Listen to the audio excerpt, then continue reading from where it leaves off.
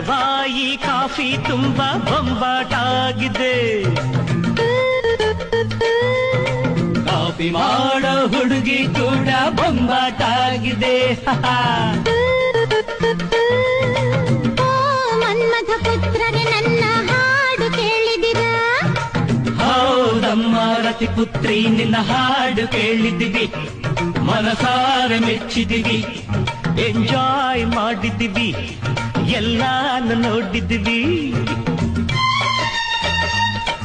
ಇಲ್ಲಮ್ಮ ತಾಯಿ ಮುಚ್ಚೋ ಬಾಯಿ ಮೊಗಳೇ ದಾಸಯ್ಯ.